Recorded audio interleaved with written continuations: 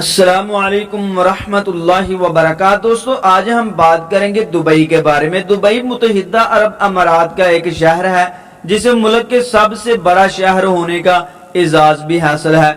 Dubai اپنی شاندار صنعتوں، تعمیرات، رہائش کے عظیم منصوبہ جات، کھیلوں کے شاندار event, book of world record کے اندراج کے باعث دنیا بھر میں معروف ہے۔ یہ شہر صنعتوں کے علاوہ سیاحت کے حوالے سے بھی دنیا بھر میں معروف ہے، اور اس وقت شہر میں جاری عظیم تعمیراتی منصوبے دنیا بھر کی نگاہوں کا مرکز بنے ہوئے ہیں۔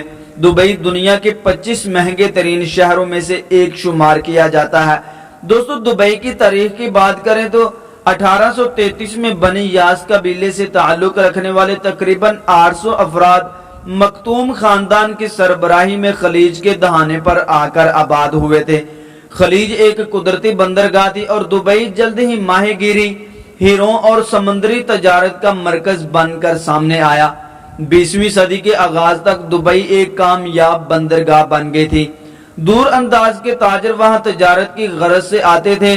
ڈیرا کی جانب خلیج کی شوق ساحل سمندر پر سب سے بڑی مارکیٹ تھی، جس میں 300 دکانیں تھی جن پر سیاحوں اور کاروباری لوگوں کا مسلسل ہجوم رہتا تھا۔ 1930 تک دبئی کی آبادی تقریباً 20,000 افراد پر مشتمل تھی، جن میں چوتھائی حصہ تارکین وطن لوگوں کا تھا۔ 1950 کے عشرے میں خلیج اور نشینگار کیچڑ سے بھرنا شروع ہو گئے، جو کہ غالباً بحری جہازوں کی بڑھتی ہوئی تعداد میں بندرگاہ کو استعمال کرنے سے ہوا تھا۔ مرحوم حاکم دبئی شیخ رشید بن سعید مکتوم نے خلیج کی اس گزرگاہ کو کھود کر گہرا کرنے کا فیصلہ کیا۔ یہ ایک مہنگا اور دور اندیش منصوبہ تھا۔ اس کارروائی کے نتیجے میں دبئی میں نجی جہازوں کے کنٹرول کی استعداد میں اضافہ ہوا۔ نتیجاً اس نے دبئی کو ایک بڑے تجارتی اور دوبارہ ایکسپورٹ ہونے والی اشیاء کے مرکز کی حیثیت سے نئی قوت عطا کی۔ 1994 میں تیل کی دریافت کے بعد شیخ رشید نے تیل کی آمدنی کو دبئی کے بنیادی ڈھانچہ کی تعمیر کے لیے استعمال کرنے کا فیصلہ کیا۔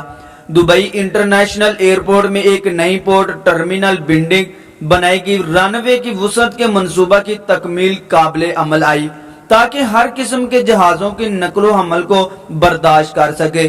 دنیا میں انسانی ہاتھوں سے بنائی گئی سب سے بڑی بندرگاہ جبل العلا کے مقام پر تعمیر کی گئی ہے اور بندرگاہ کے گرد فری زون بنایا گیا ہے۔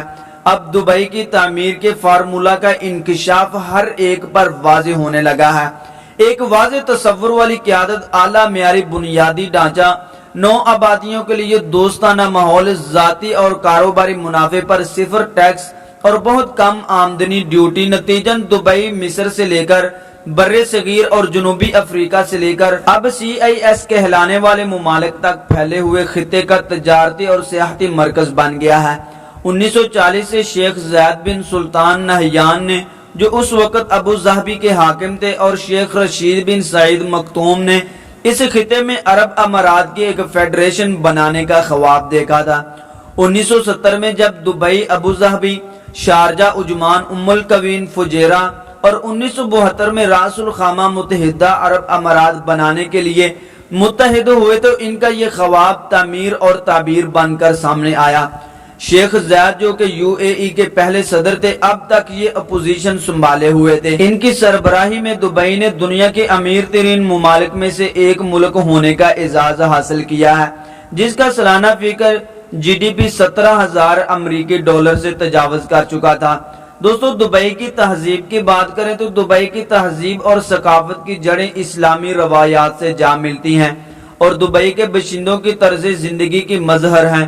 تاہم امارات اور غیر ملکیوں کا جو مذہب اسلام کی پابند نہیں ہے، احترام کرتا ہے اور ان کو خوش آمدید کہتا ہے، بیرونی تارکین وطن اپنے مذہبی فرائض کی ادائیگی کے سلسلے میں مکمل طور پر آزاد ہیں، اور وہاں کوئی بھی لباس پہننے کی آزادی ہے۔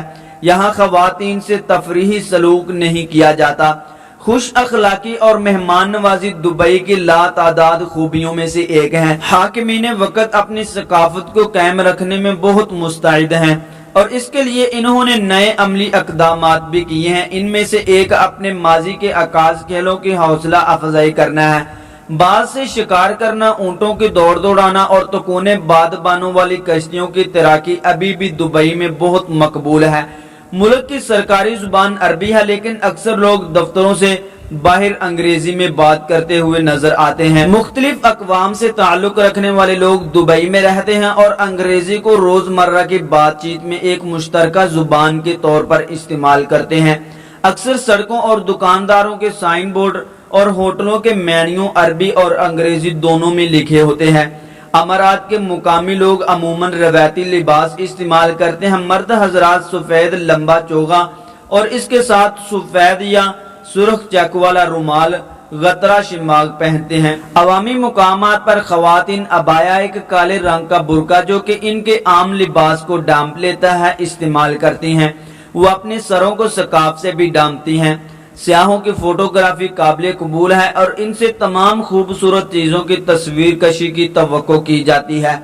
आमतौर पर लोगों की तस्वीर उतारने से पहले इनसे पूछना एक मुहज्जब तरीका इख्तियार किया जाता है, जबकि हुकूमती इमारतों, फौजी तनसीबात, बंदरगाहों और हवाई अड्डों की तस्वीर कशी से इज्तिनाब ही करना चाहिए।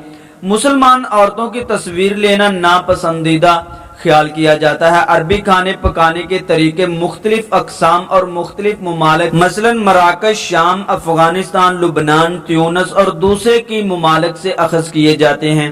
पूरे शहर में दुकानदार शवारमा बेचते हैं। इसकी तैयारी में दुम्बा या मुर्गी के गर्म रोल्स इस्तेमाल किए जाते हैं।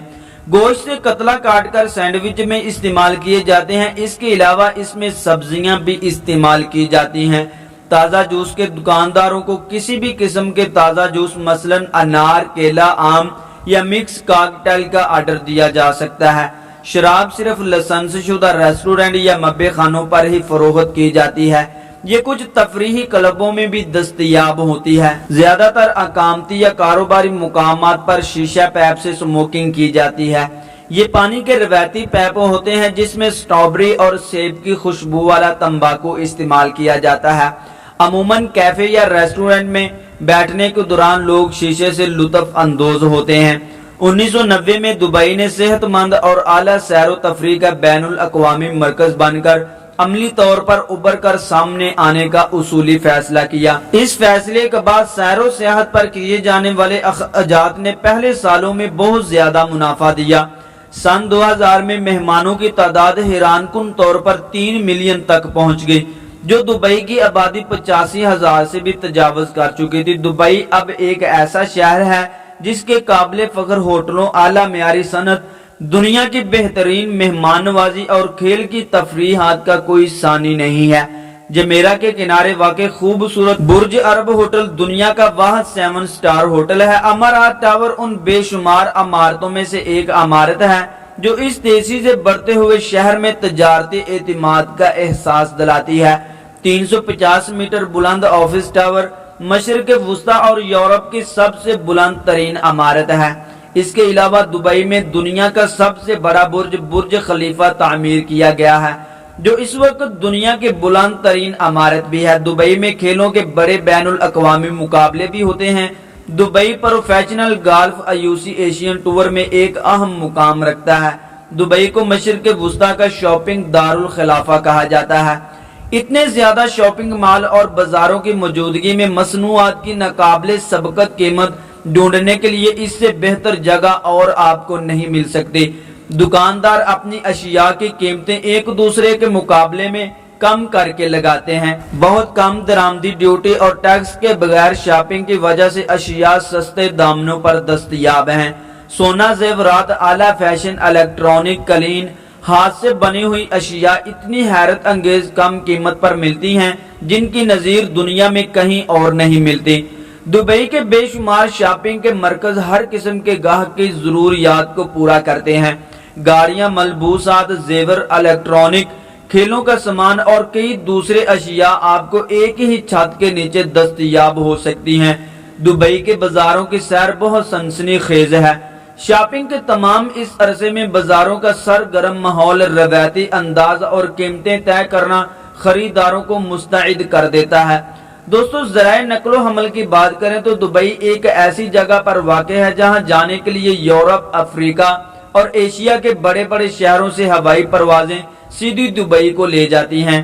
دبئی کے بین الاقوامی ہوائی اڈے کا دنیا کے 10 چوٹی کے ہوائی اڈوں میں شمار ہوتا ہے، اور اب اس کی گنجائش سالانہ 14 ملین افراد کی نقل و حمل کے لیے کافی ہے۔ اب اس گنجائش کو 70 ملین تک لے جا کر جانے کا منصوبہ بنایا جا رہا ہے۔ دبئی ہوائی اڈے کے 2 ٹرمینل ہیں جو ہوائی اڈے کی مخالف سمت میں قائم ہیں۔ وہاں پر کرائے کی گاڑیاں، ہوٹل کی بکنگ اور کرنسی کے تبادلے کی سہولیات بہم پہنچائی جاتی ہیں۔ دوستو اضافی معلومات کی بات کریں تو بجلی کی سپلائی 220 240 وولٹ اور 50 سائیکل کی ہوتی ہے۔ نکلنے کا پانی پینے کے لیے بالکل محفوظ ہے، لیکن کچھ سیاح عموماً بوتلوں کے پانی کو پسند کرتے ہیں اور یہ پانی زیادہ تر ہوٹلوں اور ریسٹورنٹ میں پیش کیا جاتا ہے۔ دبئی کے اندر اور باقی دنیا کے ساتھ مواصلات کا بہترین نظام استوار کیا جاتا ہے۔ دبئی کے اندر ٹیلی فون کالیں بالکل مفت ہیں۔ موبائل کا سٹینڈرڈ GMS ہے۔ دبئی کا مقامی وقت GMT سے 3 گھنٹے آگے ہے۔ دبئی کا موسم منطقہ حارہ سے ملا جلا اور خشک ہے۔ بارش کبھی کبھار ہوتی ہے جو کہ عام طور پر موسم سرما میں 5 دن تک ہوتی ہے۔ دبئی میں دنیا کی مشہور کھیلوں اور تفریحی تقریبات کا انتظام بھی کیا جاتا ہے جو کہ خاص طور پر نومبر سے مارچ تک ہوتی ہیں۔ دوستو جرائم پیشہ لوگوں کی بات کریں تو دبئی عام طور پر ایک محفوظ اور نہایت دوستانہ شہر کہا جاتا ہے۔ وہاں جرائم بہت کم ہیں۔ سیاحوں اور مقامی لوگوں کو آدھی رات تک بھی چہل قدمی کرتے ہوئے دیکھا جا سکتا ہے۔ دوستو آج کی ہماری ویڈیو یہاں تک ہی۔ ویڈیو اچھی لگی ہو تو پلیز لائک کر دیں، چینل کو سبسکرائب کر دیں اور بیل کے بٹن کو بھی دبا دیں تاکہ ہماری ہر نئی آنے والی ویڈیو کا نوٹیفیکیشن بر وقت آپ تک پہنچتا رہے۔ السلام علیکم ورحمۃ اللہ وبرکاتہ۔